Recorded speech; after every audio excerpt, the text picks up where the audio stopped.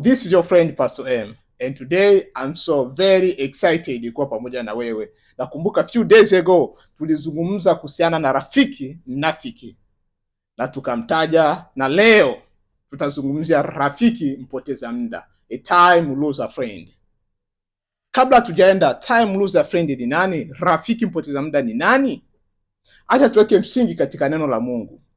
Katika Methali 13 na mstari wa 20, neno la Mungu linasema, enenda pamoja na wenye hekima, nawe utakuwa na hekima, bali rafiki wa wapumbavu ataumia.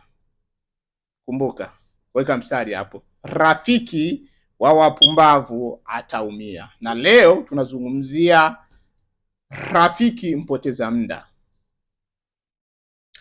Rafiki mpoteza muda ni nani, Pastor? Rafiki mpoteza muda ni yule anakukatisha tamaa unapotaka kufanya jambo lenye tija, unapotaka kufanya jambo lenye maendeleo,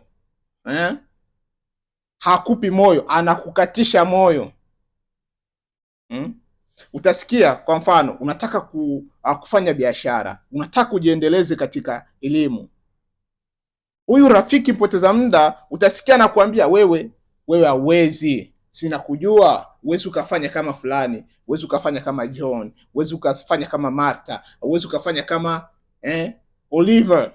So utasikia mifano mingi anakuletea kwa watu ambao anakulinganisha na watu ambao wa kawaida tu, unaona. Kwa hiyo anakukatisha na tamaa. Tafsiri ya pili, rafiki mpoteza muda ni nani, Pastor?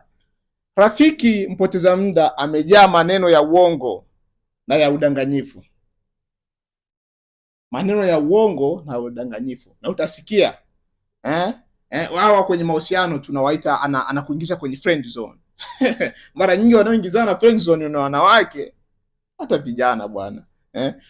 Utakuta kwenye mahusiano, mfano yuko na mpenzi wake, lakini kwa sababu hakupendi wewe, atakuwa na muda kuongea na wewe, hello, vipi, safi, salama, wewe ni rafiki yangu, wewe ni brother tu, ama wewe ni sister tu. The end of the day utakuja kugundua ana mchumba wake amekuja kuvalishwa pete, na few days wanaoana.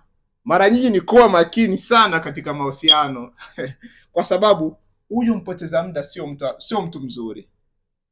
Kuna mtu aliwahi kusema, anybody does not value time does not value life, cause to lose time is to lose life.